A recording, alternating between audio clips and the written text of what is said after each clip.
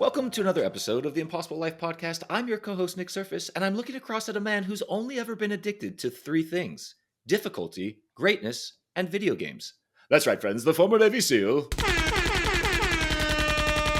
Garrett Unkelbach, a man who trained for the SEAL teams by playing Halo on max difficulty. You It's know, actually true. there's always a hint of truth in some of Nick's jokes, and if you've been around for a while, you've heard this story. But I am the exception in many cases, and in this one as well with video games, a little bit of the exception to the rule. I always remind parents, it is okay if your kids play some video games; they just need to do other things too. Dr. Kardaras, I played professional video games before I joined the military, and I won't tell the whole story here, but it did actually turn out to be a little bit of an advantage for me. Not in the way that you think. I made a friend through it that helped me through training. So Hey, I'm not judging. It seems to have worked for you, so good on you. Yeah. Proof is in the pudding. Okay, now, so you heard Garrett talked about Dr. Kardaras. So we got Dr. Nicholas Kardaras with us, who, in simple layman's terms, is a technology expert, but so much more. Dr. Kardaras is an Ivy League educated psychologist, an internationally renowned speaker, one of the country's foremost addiction experts, who has clinically worked with over 2,000 clients over the past 20 years. He's a former clinical professor at Stony Brook Medicine, where he specialized in teaching the neurophysiology and treatment of addiction. He's currently the founder and chief clinical officer of Maui Recovery in Hawaii. Good choice on the location.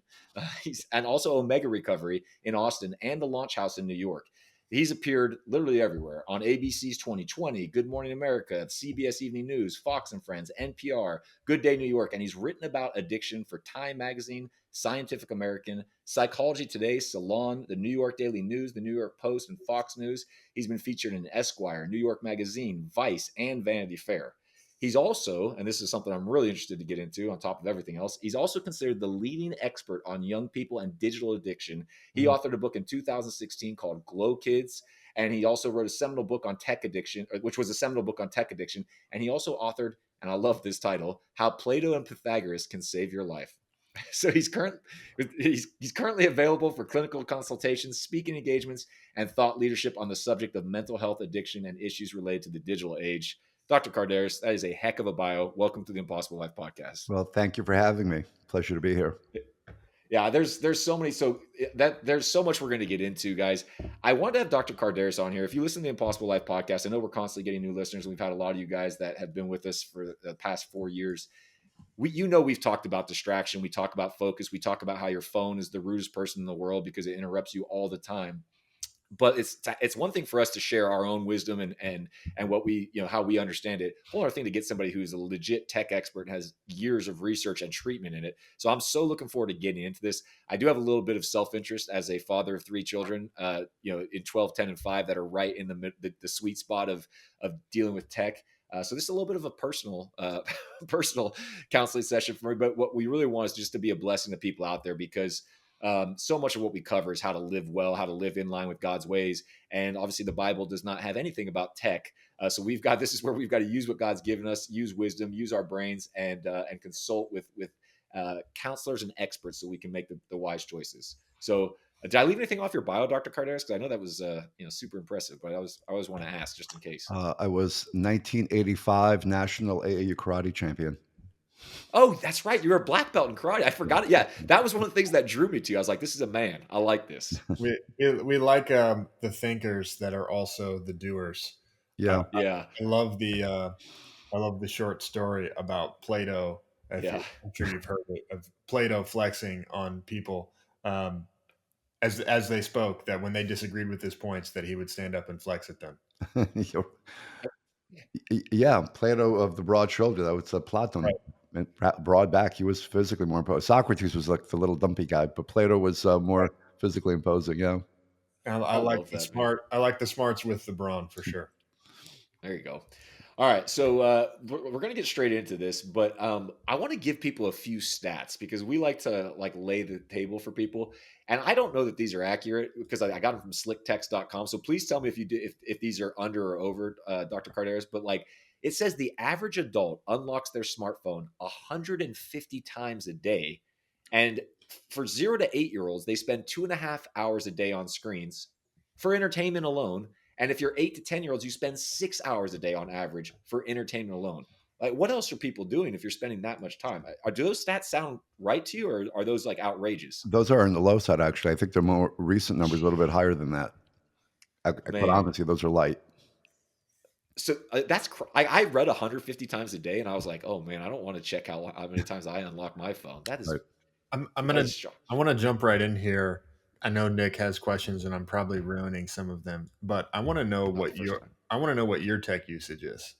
Ooh, How do you use your phone? Yeah, I try to keep, so my wife likes to tell me,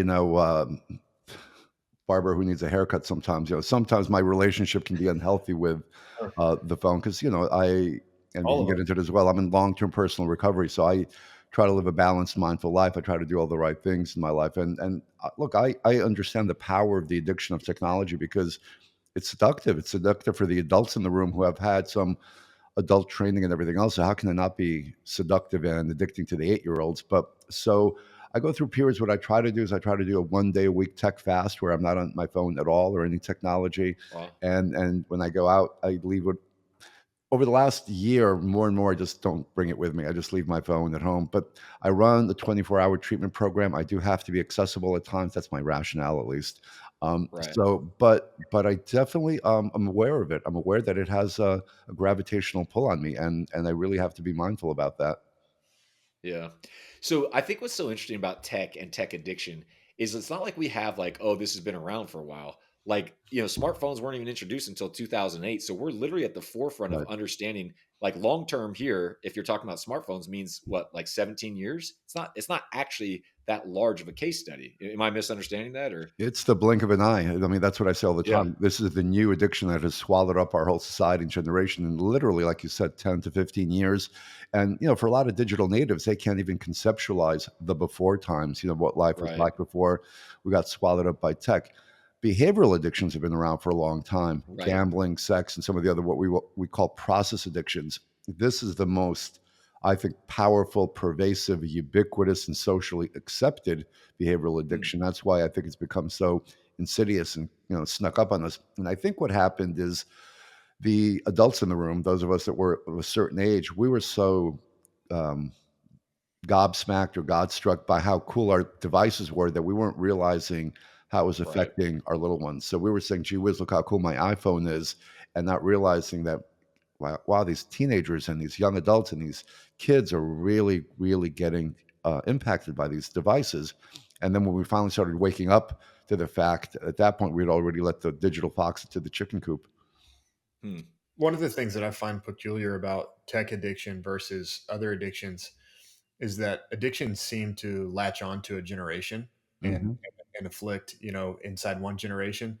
And my generation would be that generation, the people who grew up, really learning tech. But what I've seen is, yeah, it's caught, my children and Nick's children, but then also it's grown into, like Nick and I's parents. yeah. And I feel like it caught on a little bit, and I'm not speaking specifically at Nick or I's parents, but our parents' generation. I feel like it took a little bit longer for them to adapt to tech, but then they're just as afflicted. And that I think that's what's peculiar about tech addiction is that it knows no age or gender. Right. Hmm.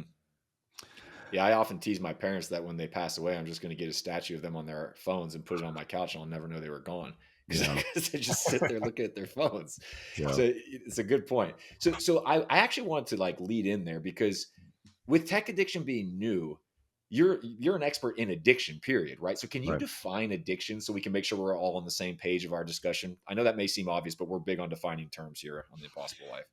Yeah, and by the way, my background was as an addiction psychologist, so I was running treatment programs and I was teaching the treatment of addiction at the university at the graduate level, and so that was really my background. So that's why I was tuned into addiction, and I was one of the first psychologists in the country that kind of looked around the social landscape and said, "Wait a second, am I the only one seeing that Hmm, there's a new addiction in the air?" And this is like 12 years ago, 13 years ago, when at that point people were so under aware of the problem because like I said before, people were still just at that point still playing with their shiny new devices. yeah, But addiction basically, I mean, there's a lot of symptomatic criteria. Like if you go on to the diagnostic statistical manual, it'll be things like any behavior or substance that you develop a tolerance to. There's about 8 or 9 hmm, symptomatic checklists, but the big defining criteria of addiction is any behavior or substance that begins to negatively impact your life, basically. Right. And you continue to do that in spite of those adverse consequences. So, Hmm. drinking is okay, but if you're drinking to the point that now your job is suffering, your academics are suffering, your interpersonal relationships are suffering, and you still continue to drink, you might be falling into that addiction category with alcohol. So it's a behavior or a substance that negatively impacts your life, and yet you still do it anyway. Hmm. I love that definition. Yeah, I'm glad I'm glad that I didn't know what the answer was going to be, but man, I'm glad I asked that question. So, is there a typical like pattern in behavior that leads to addiction, or is there like a framework for how addiction happens that you can give us? There's about a dozen different what we call etiological theories about who might be primed for addiction. Right? There's social learning theories. There's genetic theories. There's attachment theories. There's trauma-based theories where some people might be more primed for addiction. So it's a little bit of Russian roulette, but sometimes people we might say are genetically front-loaded, where if you have addiction in your family, if you shake your family tree and a bunch of addicts fall out of it, you Mm, might be predisposed towards addiction right. genetically. A lot of times we talk about adverse childhood experiences. So if you've had traumatic upbringing, you might gravitate towards self medicating. So I think it's helpful to look at addiction as it's usually not a standalone issue. Usually it's comorbid or appears as in Mm, combination with an underlying mental health issue. So folks that have underlying depression, underlying mm, anxiety, sometimes even thought disorders, those folks might then start self-medicating and then fall right. down the addiction highway because they're trying to get a handle on some mental health issue. I think the statistic is somewhere in the neighborhood of 93, 94% of people who have addiction also have some other kind of issue. So the Mm, person that's purely an addict is like a golden unicorn. That's not right. that common to have somebody who's only an addict and doesn't have some other kind of issue. Right. Nick S- would Nick would say that I have lots of mental health problems, uh, Definitely. Yeah. jokingly. But a question for you on that: how much of a part do genetics play? Like I've done some genetic testing, and I've gotten results that said like, "Hey, you have all of the genetic predisposal to be an addict." I don't suffer from addiction, but how much of genetics play a part in that? So there's two parts of the genetic genes, and I don't want to get too kind of wonky on this, but so one part is they found in the genome project, they found that there was a marker that is tended to correlate with people that had addiction. So it was how we process dopamine. And so the Mm, D2 genetic marker basically said that folks who tend to have addiction have a problematic relationship or ability to process dopamine. And that makes sense because dopamine is the main neurotransmitter associated with addiction. So if your dopamine's a little off and the way you process dopamine, you might want to consume dopaminergic experiences or substances, right? Because your mm, dopamine isn't working well. The other part of it is a neurochemical, neurophysiological genetic piece. So, what I mean by that is if your dad or granddad or mom or grandma, let's say they suffered from severe clinical depression and they had low serotonin levels, there are certain, I hate to say this, but you look at certain families at the family reunion, you're like, man, that's a whole family tree of like depressive. Right. So if you have low levels of serotonin genetically, that could be a genetic front loading where you just happen to have a lower baseline of serotonin. And so you're more down, you're more likely to want to experience the euphoria that comes with something that might raise your serotonin levels. So it's the D2 marker on your genome, on your genetics, and then it's your neurochemistry, potentially in terms of how you process or what your baseline is with your neurochemicals that could also make you a candidate. I think we lost Nick for a second, so we're gonna wait for him to come back, and we'll just splice him back in. I think we scared him away. We did, yeah. Typically. Yeah, yeah. Where are you guys geographically, by the way? Are We're both in the North Dallas area. Yeah, he just texted me his Wi-Fi dropped him. He's coming back. you like Sorry in, about. in that Frisco area or? Yeah, we. So I lead a men's group in Frisco. We meet every Saturday, over 400 guys. Hmm, wow. And you guys had that horrible murder of that poor kid, that football player kid. It was, Yeah, I know. Unfortunately, put us on that. This is such a like wonderful place, such a great place to yeah, family. Like we don't have crime problems here, so that definitely like shocked the community for sure. yeah. I did a tech addiction intervention for the TV show. The A&E did a show called Digital Addiction, and there was a 16-year-old kid in Allen, Texas, which was kind of right north of Dallas there. And Alan's right down the road from us. yeah, I did a whole thing. This poor kid was like violently assaulting his dad and was so addicted to his video games. He was like kind of this combustible thing. So I spent 3 days there with this camera crew trying to get this kid into treatment, which we did, but it was interesting and a Do beautiful you place, you know. um, do you work with or is that a part of what you do? Addiction programs where like kids can get out of the home and get put into a treatment center? Yeah, except we're 17 and over, so we don't do adolescents, so we do 17 and above. So if you're 17 to 30, we're residential. So we're a 6-week residential program where we try to do all the things that, you know, resilience building. We do cognitive behavior, all the psychological things, but we also try to develop structure and routine and discipline and connecting people to a sense of purpose and meaning in their lives and all that stuff, because that's a big piece of what seems to be lacking with a lot of these kids are just empty, right? They just don't Yeah. have any. And that's why I give you guys a lot of credit with the faith-based piece, because that could be such an important piece of the puzzle, you know. Well, it's purpose for people. Right. And one of my favorite verses is Ecclesiastes 3:11. It says God placed eternity in the human heart. And what that is within each person, there's a part of us that's longing for something more. Whether you have faith or not, I mean, that's Maslow's hierarchy. He talks about the top of the Right. triangle, which is self-actualization, which to me is purpose, and I think is really like it's essential to life. If most people have heard of Maslow's hierarchy, but they never read his paper, if you read his paper, he talks about like one of the distinct differences with all the other level, and I'm sure you know this, but with all the other levels of Maslow's hierarchy, whether it's like oxygen at the very bottom or food and water, whatever it is, the more you get of it, the less you desire of it. But with Yes. self-actualization or purpose, they're very different. At the very top, the more you get of it, the more you desire it. Yeah. Yeah. And so it's the way I talk about it is most people spend their lives running from pain or running towards pleasure, and both of those are finite loops. Running Yeah. from pain, running towards pleasure, but the path of running towards purpose is an infinite loop, and that's a Right. great life that you can live. Like I have fuel for forever. This is a race that I'll never finish.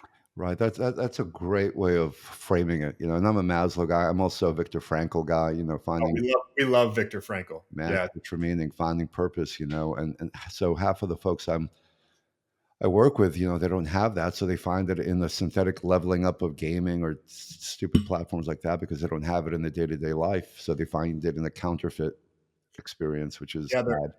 they're longing for meaning and purpose, and in a Right. video game you can go on a mission, right? It's Right. like I'm with people that care about the same mission. I'm with my friends. We're gonna have fun, and we're gonna even in a fantasy. It's honestly sad. Like I enjoy video games. I haven't played in years, but if I got back into them, I'd still have a good time.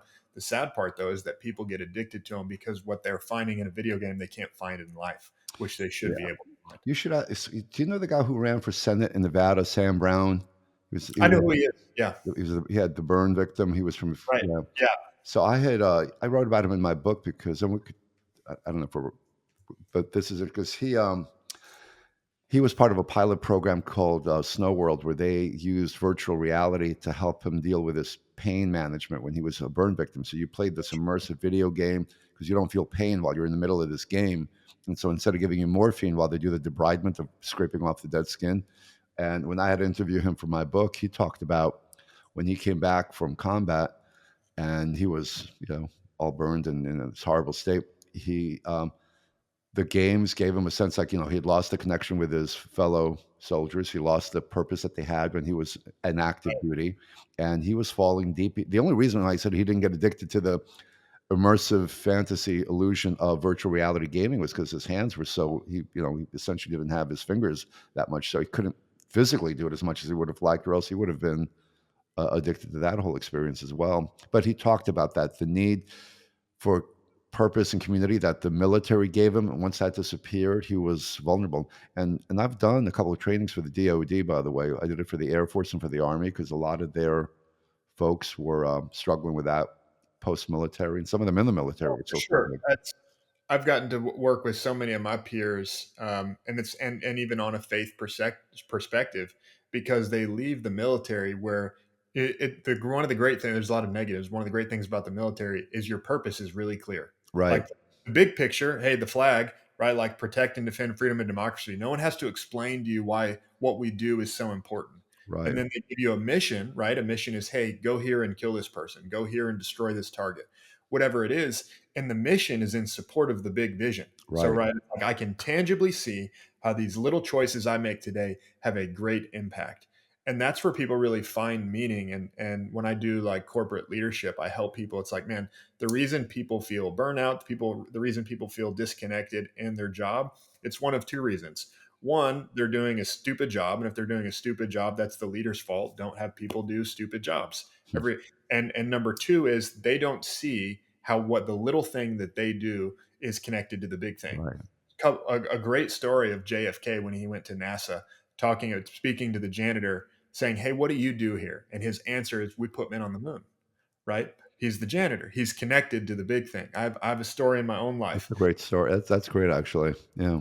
I have a story in my own life of one of the first really big missions I went on and working with a young Marine. And I could have just like, my unit was reporting directly to President Obama. There's a lot of classification around what we were doing. And I could have just said, look, I can't read you in on any of this stuff. I just need you to stand here and guard this road. But I didn't do that. I spent a whole afternoon with him. I went and got him clearance. So he like specifically for our mission, showed him all the stuff. Here's the people we're going after. Here's the guys on my team. You'll never even talk to them. You're just going to talk to me, but I want you to see their faces. I showed him the whole thing. And then I like, here's the big mission that we're going to do. And I backed all the way out to, I need you to guard this road. And if you don't call me when someone comes down this road, all of this goes away. Like you're the guy. You connected those dots for him, so he felt a part of that larger thread, that larger piece. That's so fascinating and effective, right? Because now he didn't feel like just some guy guarding a road. He felt the importance of that role, right? He felt And there's such an essential element in that of like to me of life and really like how to find meaning and purpose in life, because a lot of people think that they're like I got to be the hero, I got to be Tom Brady, I got to be Tiger Woods, and it's like those people are one in a billion. You're not going to be those people. And even when people say to me like, man, you've had such a big impact on my life, I say, well, I'm just playing my part. and yeah, uh, and this is the way I view faith. Like I'm not the hero, Christ is the hero, but God gives us the opportunity to play our part heroically, yeah, right? Like yeah, I'm not the quarterback. I'm a receiver. I'm a lineman. I'm a whatever, but I'm going to play my part really well. right. And that's what a lot of people miss. They're like, if everyone's trying to be the quarterback on a football team, you'll never win a game. But if everyone says like, I'm going to play my part really well, that's where you have a fantastic team. That's part of the problem with modern screen time, though. It is so narcissistically, it makes people so self-centric, right? The whole selfie generation, the whole, I talk about the digital is curated in your image, right? With SEOs and predictive algorithms. And so you have these 14-year-olds who think that they're center of the universe. So they're these little junior narcissists, right? They don't see the whole, what is somebody, we have some other guy that joined us again. So, we're just going to keep on. We're going to keep on going with the show. Nick dropped out for a minute due to internet problems, and Dr. Kardaras and I had a great conversation. So we'll just roll right back in and pick Nick up. Yeah, Nick, we're not going to share it with you, Nick. It's All going to right. be private. yeah, he'll hear it later. Well, I look forward to hearing it like when everybody else does. And sorry about that. My entire internet for my whole house just dropped out and is not responding. So fun times All with right, technology. we'll keep going. It's funny to me. Okay, it's funny to me that we have a tech expert on and my tech fails. There's some jokes to be made there that clearly only I find funny. Okay, so Dr. Cardenas, so we talked about obviously you defined addiction, you defined like, and we saw that there was always a trigger from the addiction and typically in most scenarios. So for young kids, like like I said, I've got a 12, a 10, and a 5-year-old. What are you seeing in kids? Because you wrote Glow Kids. Like, what are you seeing in them that's from a standpoint of like the symptoms that they show? Like, how do you know if your kid has a problem with tech? Yeah, so all kids are different. The one thing I get asked the most is, what's the recommendation for how much, is it an hour, is it 2 hours? There's Yeah. no guidelines that way. It's like how much can, when you're an adult, Mm, how much should you or can you drink? Yeah. Everyone's different that way. So some kids can tolerate more balanced digital usage, and some kids can't. And it's not always obvious who is. Typically, we talk about risk and protective factors. So some kids with more risk factors, childhood trauma, things like that, they're going to be more likely to fall into a digital rabbit hole if they start engaging in it. If you have underlying attentional issues, or if you have ADHD, definitely kids on the spectrum. Kids on the spectrum can lose themselves because they perseverate, and they can lose themselves in screen time, much more than some other kids. But I've seen the valedictorian and the three varsity athlete lose themselves too. That's the Russian roulette aspect of it, where you didn't think this kid was going to lose themselves. And so I've had people in my literally people in my treatment program who were all Americans, valedictorians, and then all of a sudden couldn't stop playing RuneScape and would like lose days and like wouldn't leave the basement. You know, flunked out of college and were you know what we call the basement dwellers, where they wound up back in mom and dad's basement, entirely dysfunctional, wearing adult diapers, not going to the bathroom, not functioning in any level that was almost non-human in their obsession with their gaming world. So Okay, so question for you in that, and we'll just keep going here. Question for you in that. This is something I've observed, and I'm just curious if this is just my observation or is true across the board. But I feel like I've got a 4 and a 2 year old, and so my wife is really great at like keeping them off TV or iPads. But mm, there's times when you need it, and like a couple weeks ago, my wife and both the kids had the stomach bug, and so there was a lot more tech in the house that week than normal. And I see very quickly that my kids like become they all the symptoms of tech addiction, like don't even hear you when you're talking to them and all of that. Um, but then we just kind of do a tech cleanse for one day, and the next day they go right back to the way they used to behave before. And so, like, I know how children are resilient and they can bounce back pretty quickly. Does tech affect people? Like, is it harder for adults to bounce back from a tech addiction than kids? Because I feel like my kids kind of snap back when we pull out of it. well, I want to push back on that a little bit if I can. Okay. Kids are also more developmentally fragile to some of these effects because their brains are developing. And so, like, we know that when children are developing or infants are developing, for example, with language acquisition, right?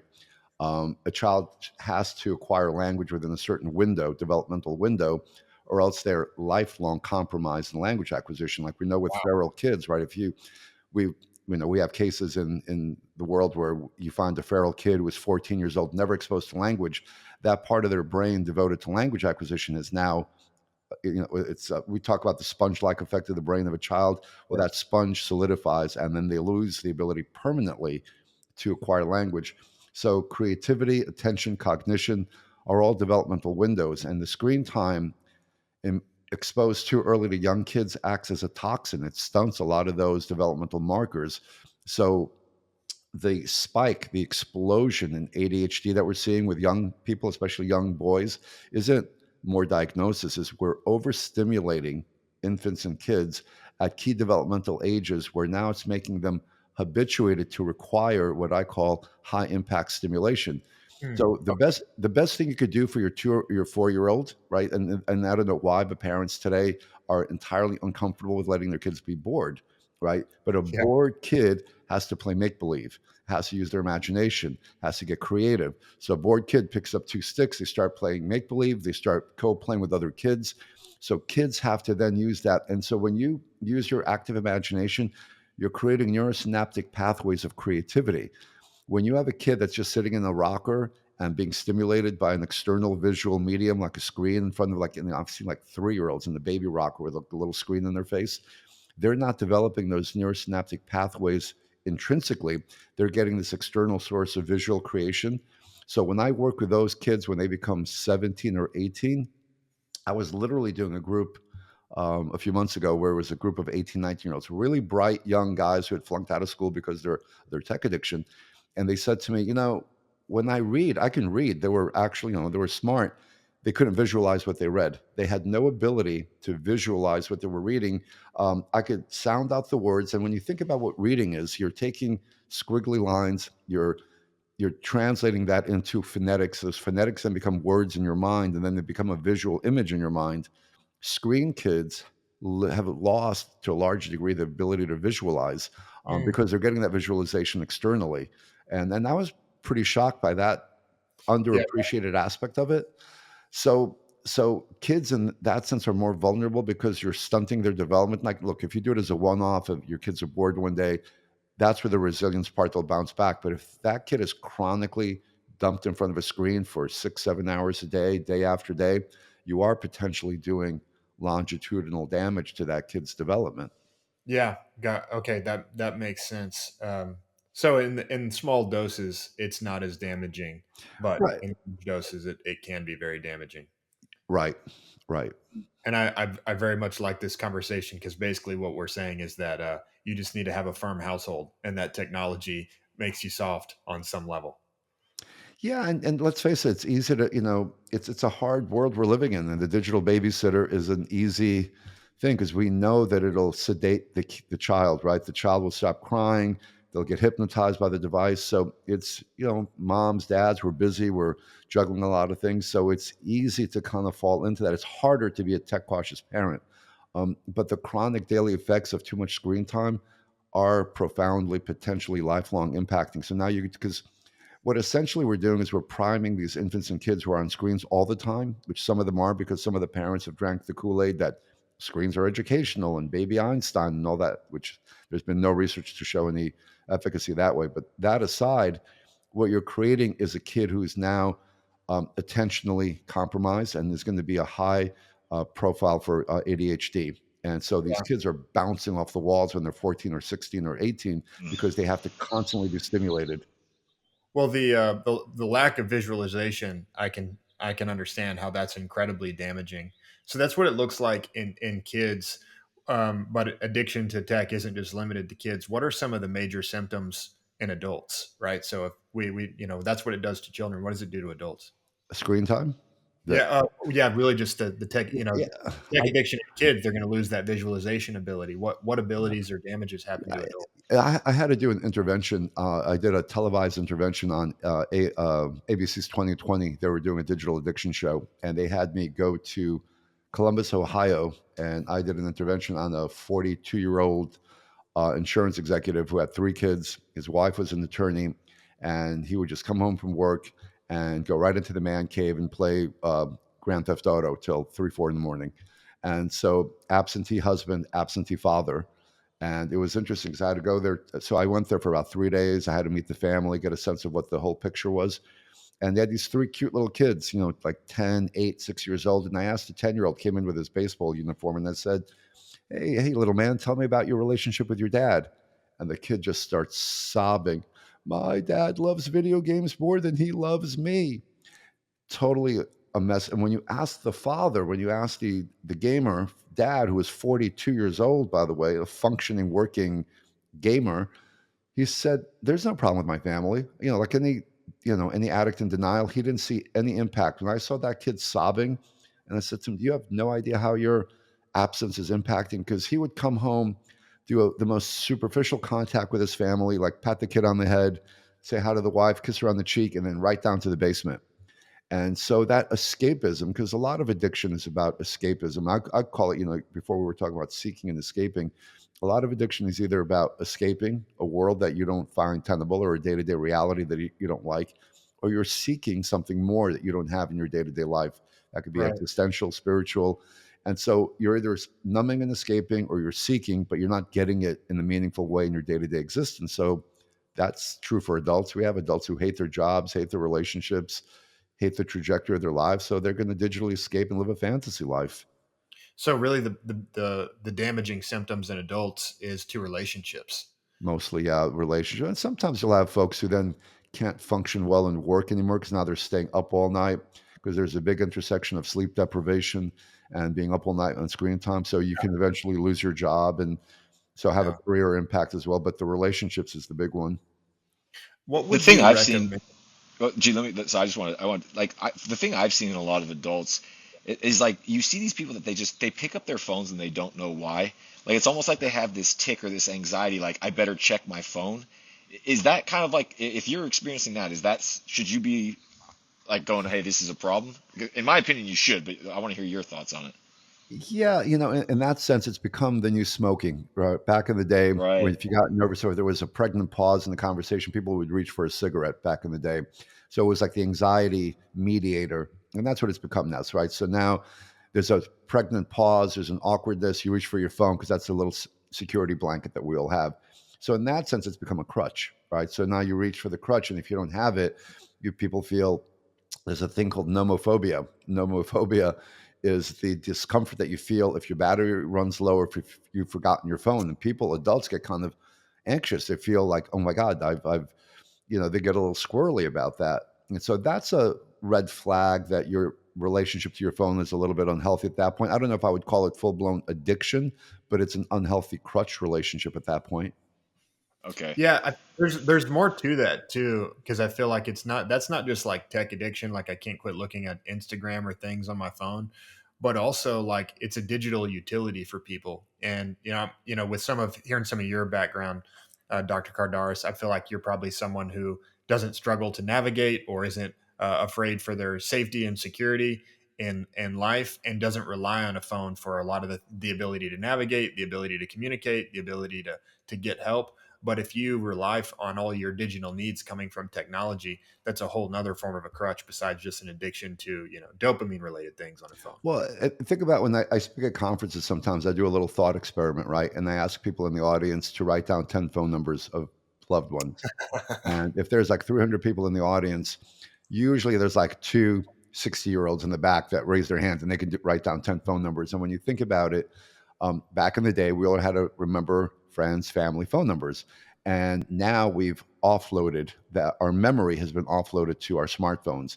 I'll say to the people at a conference, how many of you are staying within 3 blocks of here, but had to use your GPS to get here? Or, couldn't find your way without, God forbid, without taking your phone out.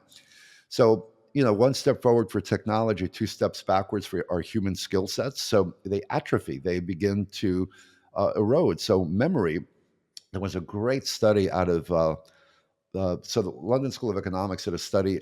They studied if you're a London cab driver, you have to take this exam called the knowledge, and you may have heard of it, but it's you have to Yes. essentially memorize 10,000 streets to kind of pass this. So it's a memorization exam, and you study for it for 3 or 4 years. And a lot of the folks who take this exam, they're in their 30s or 40s. These aren't kids, and they did MRIs. They did a pre MRI before they started studying for this knowledge exam, and then they did a post MRI 3 years later.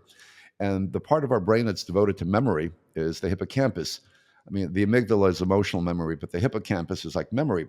So the folks who passed the exam, at the end of this 3 or 4 years of rigorous memorization, their hippocampus went like Arnold Schwarzenegger on them. It doubled in size. And these are 40-year-olds. So it showed that the brain is still developing across lifespan. So that's why, like, if you have early dementia signs, you're supposed to like play Sudoku or do crossword puzzles. It's use it or lose it, right? So if we don't use our memory, if we don't use our human skill sets, they begin to atrophy. And the phone has become a tool that what Thoreau had said, we've become the tools of our tools. Um, Yeah.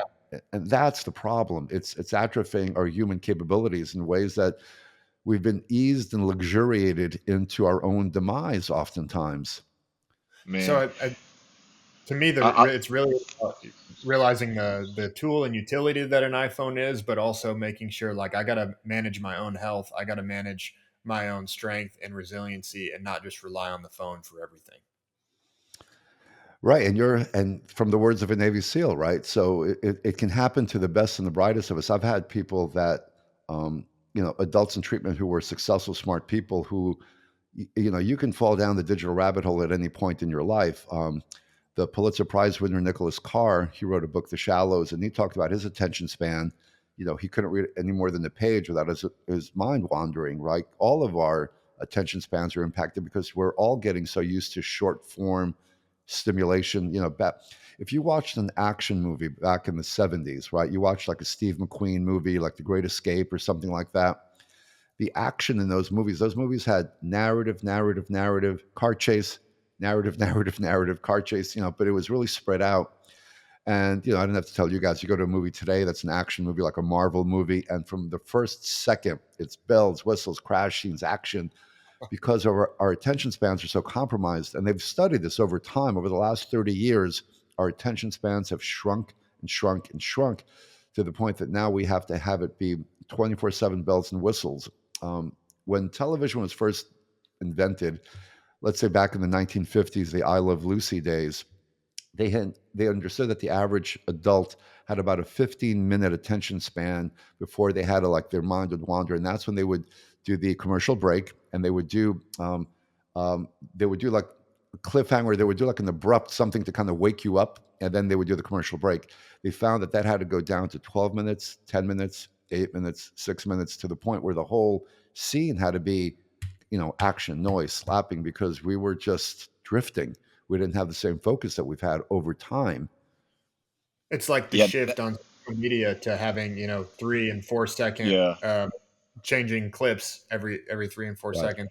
Right. Well, I where wanted I've seen this go ahead, is Nick. that like so I'm a huge action movie fan, Dr. Kardaras, and like you watch an old action movie like you said, they actually had intro credits.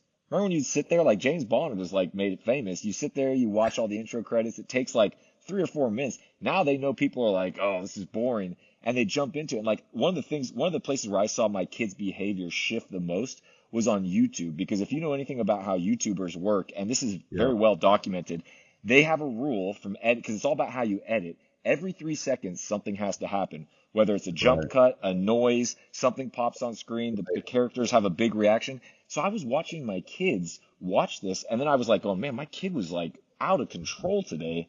And like I noticed, I didn't take me long to figure out where it was coming from. The dopamine hit of watching this on YouTube, or like I'd watch them just quickly swipe to another video, and I was like, yeah, this is not going to work well for you in life because you're going to need more of an attention span.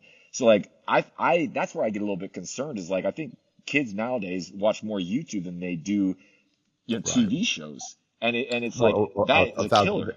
They don't watch TV. Yeah, YouTube is dominant. I have teenage son. I have twin boys who are 17, just turned 18, and they started watching YouTube, and then, oh, it's Mr. Beast, so he's philanthropic, so the content is philanthropic, and I'm like, it's stunt philanthropy, and it's kind of nonsense, but it's that short form problem. Like, I had taken my boys bowling. It was like 4 or 5 years ago, and we had them.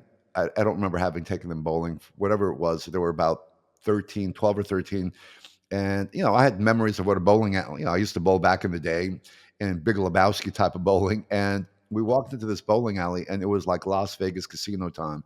It was screens galore over every lane, and it was like a disco, like with noise and music and sound. And I looked and saw all the 13, 14-year-old kids who were bowling, and I'm like, oh, got it. This poor bowling alley is competing against the gaming bells and whistles. And if they don't have like the high octane stimulation, they're not going to get these kids to go bowling. So Yeah, everything now is competing against that. The teacher is competing against that background noise, the bowling alley, any kind of experience now that kids used to do sports are competing against. Where I live in Southampton, New York, the local high school here, for the first time a couple of years ago, they couldn't field a football team for the first time. They've had a long history of having a football team, but not enough kids were willing to it takes time and effort to go out for the football team, and the kids were like, I'll just stay home and game. Why should I go play football? So those kinds of things are the erosions of important types of things that kids used to historically do. So, Doc, we're pushing on the theme here a little bit of how people need to stand up in their situation, have a little bit more personal defense and stronger mindset around tech usage. And our audience knows my story. Like Nick said, I wasn't born a robot. I've been through some of my own journey, but I'm really interested in your journey. So you're a former, NYC nightclub owner, and you went through it. You're an addiction expert now, but you went through addiction yourself. Can you talk a little bit about that and what you learned along the way? Yeah, and the martial arts piece ties to it a little bit too. So I went to a high school called the Bronx High School of Science. I was the jock kid at a nerdy school, but I was young. I tested well, and I went to a good college. And the whole time, my north star had been my martial arts. I trained with a sensei Hideo that was a very disciplined traditional Japanese martial artist, and so. Yeah, my family was fairly dysfunctional. I was raised by Greek immigrants, so there was a lot of um, mm, these were. I was an immigrant son of. My father survived seeing the Nazis destroy his village in World War II. He was 14 when he saw his whole village wiped out by the Nazis. So he was a trauma survivor. So he had his emotional issues. My father was a bit of a rageaholic. My mom survived an earthquake in her village in Greece. So they were both kind of damaged people. So it wasn't the healthiest household that I grew up in. So I overcompensated by doing sports, and I was a good student. And as I said, karate was the thing that kind of held me together because it gave me a focus and a purpose. And when I got out of college, most of my friends went to graduate school or they went to work on Wall Street. I was I was thirsty for life experiences, and because I had this martial arts background, I got a corporate job, but I also got a part time job working as a doorman at a nightclub at the Copacabana, the original Copacabana nightclub. I was the doorman there because of my black belt background, and the long and the important part of this was there was a political schism that happened in my martial arts school, and there was in the martial arts world, you may know this, it's full of like different schools and styles, and there's politics involved. And so my sensei had a rift with my New York City instructor, and I was running that school with him at the time.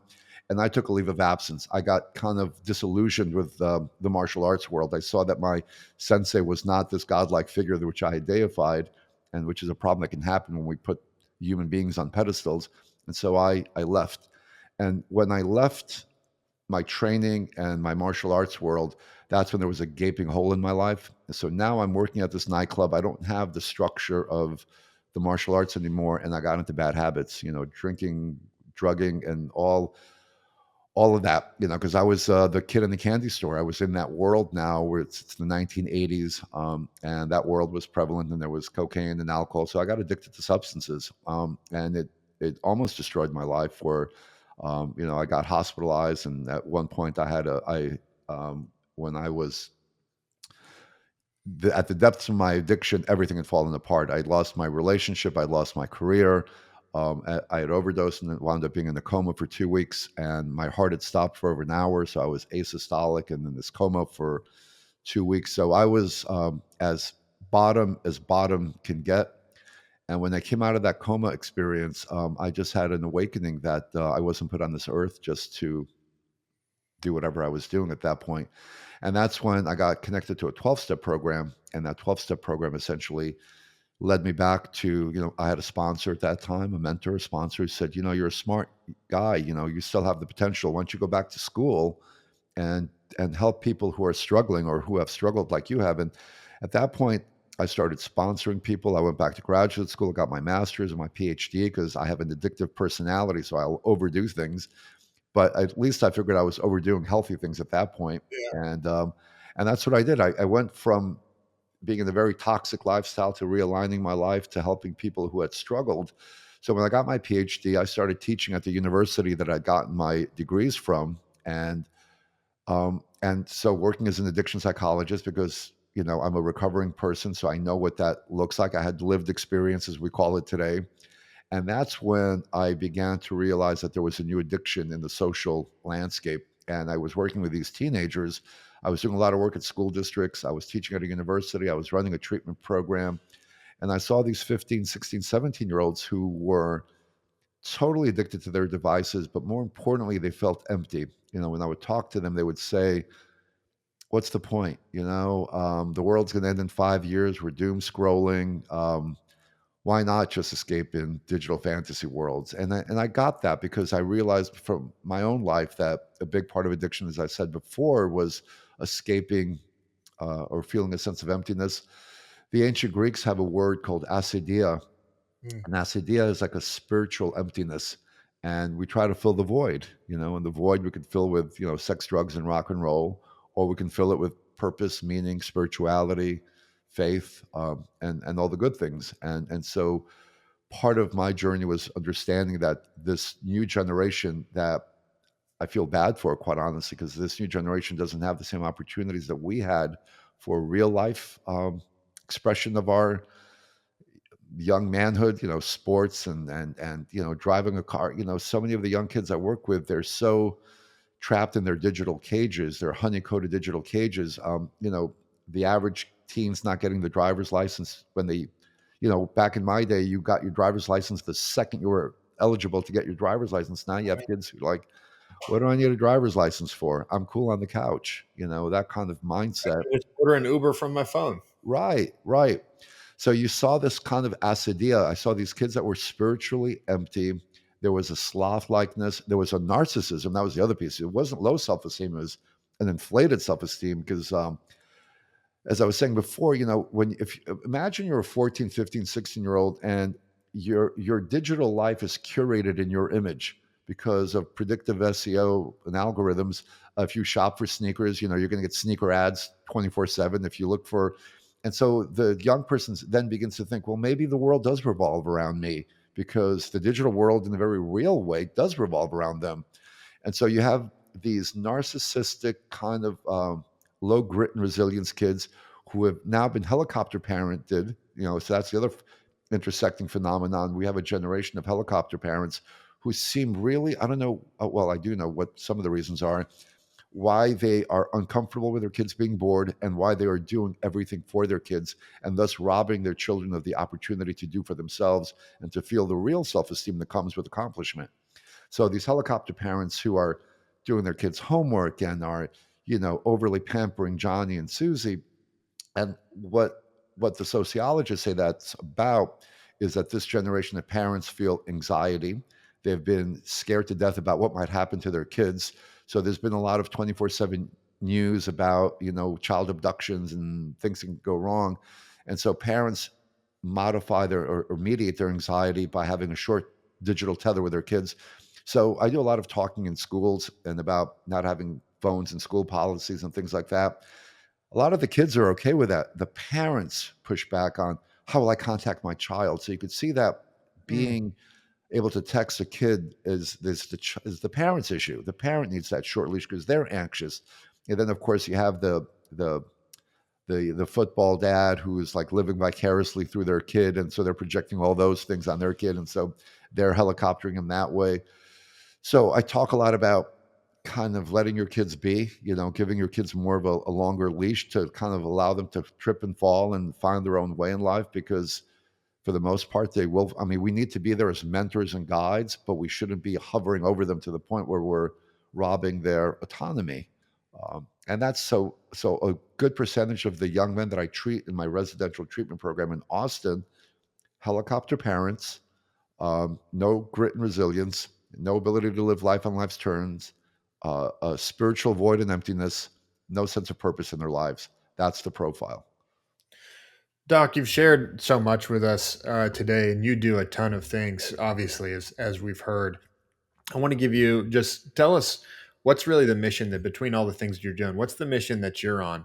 What's the message that you want everyone in our audience to hear today?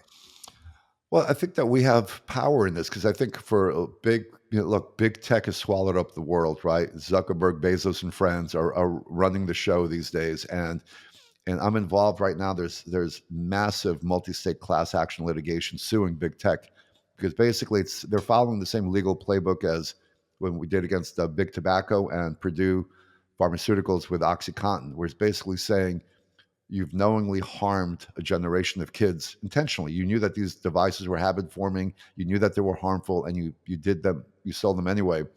And so these class action lawsuits, there are over 10,000 families now whose kids have either committed suicide or been harmed by this predatory practices of big tech.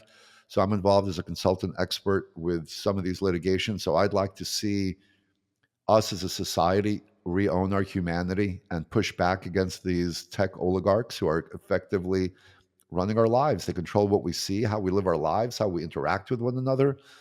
So having a grassroots awakening to the fact that we can still be human. We don't have to be in these digital cages that we've been put in.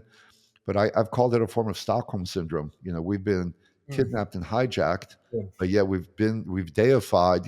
Steve Jobs is like a rock star, and we thought that these tech icons were like cultural heroes in our society, but they're not. These were like in my book I called it the Revenge of the Nerds. These were the guys that weren't, didn't have some of the maybe values that we might look up to, and now they're running the world essentially. And if I can connect it to a spiritual faith-based piece, I don't know if you all have heard. Are you familiar with the phrase the singularity? Um, Of course, yeah. yeah, so the high priest for a lot of these tech moguls is this guy called Ray Kurzweil. Yeah. And Ray Familiar. Kurzweil, The Singularity is Near, who wrote this book. I mean, these are God complex, messianic complex, insane people, I think, quite honestly. If you read Kurzweil's book, like he was interviewed, and Ray Kurzweil was a senior high up at Google, and Steve Jobs calls him the high priest of AI, and a lot of people look up to him, and Sergey Brin and Larry Page of Google, they look up to him, and they asked him, "Do you believe in God?" And he said, not yet. We haven't. We He thinks we're going to be the human beings are going to merge in some kind of AI cloud in this mythical singularity, and we're going to become eternal godlike beings. And Ray Kurzweil's pushing 80, right? So he's fearing immortality. He doesn't have any faith or spirituality himself, and he's thinking in some weird Frankenstein monster kind of way that we're going to create this technological get out of death free card where we're going to marry AI and live forever. It sounds crazy. I know it's kind of wacky, but anybody's just got to look up the singularity and Ray Kurzweil, and you'll see that these folks are kind of nuts. Technology can become a Tower of Babel for sure, where Exactly. we're building monuments to ourselves. And so, Well, what you're saying is, just to kind of summarize too, and I love it, is really just take back control of your life a little bit. Quit outsourcing your life to technology. Get outside and touch some grass, essentially. uh, for your own sake, and then also because every time we're not doing that, we're being monetized for this larger transhumanism purpose of the big tech folks. And so we're the little pawns that they're using to put some jet fuel in their AI rocket. And that's the most effective, by the way, technique that I use with adolescents who are struggling with screen time. They go, I don't want my mom and dad telling me that I can't use my. And it's like, who's telling you what to do? Big tech is. Big tech is manipulating you, monetizing you. Let me show you the documentary, The Social Dilemma, how you're just being so manipulated. And that's when I get a visceral response from a teenager saying, hell no, I don't want to be manipulated by these folks. And that's when I say, okay, then fight back. Then fight back. Own your life. Go out, touch the grass, play a sport, date a girl, do something that's real. All those things. I love it, Dr. Kardaras. Thank you so much for coming on the show today. It's been a blessing to all of us. Your experience and your knowledge in tech addiction. Thank you for having me. Thank you for the mission that you both are on, and I really appreciate what you all are doing. Keep on keeping on. Nick, you Yes, got sir. it. You got anything you want to add?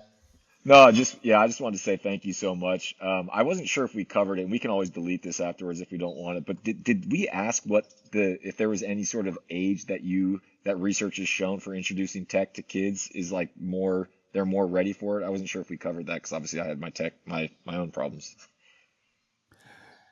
Yeah, I mean, if you want, I mean, right now there's a big national movement. There's a national organization called Wait Until Eighth, and the Wait Until Eighth, they have clubs throughout schools. They're encouraging parents to wait until 13, when their kids are 13, to introduce a phone. And the other thing that I have suggested is the training wheel phone that you can get for your kids. Like I did it for my kids when they were in middle school.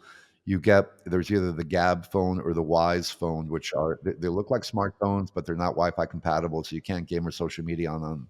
So those I strongly recommend as having sort of like the precursor to, because the phone is such a powerful thing. You don't want to give your 10-year-old a phone. So No, that's great. Yeah, I so appreciate it. I'm sorry again for all my issues. I'm looking forward to actually listening to this interview because what a time to have my Wi-Fi completely shut down. I don't know if someone cut my fiber line or what, but tough time. But thank you so much. I really appreciate your expertise and love what you had to say about taking back control and just understanding our role in it and the impact with it. That's exactly what we hope to get for our audience. So thank you so much. I think AI was trying to sabotage us. I think they kind of cut off your feed, and that's what was happening. It's definitely what happened. I'm going to I'm going to go do a deep dig. All right, well, Dr. Cardenas, we'll sign off here, and thank you so much. Appreciate your time. Guys, thank you. All right, take Thank you care. for Bye being with bye. us.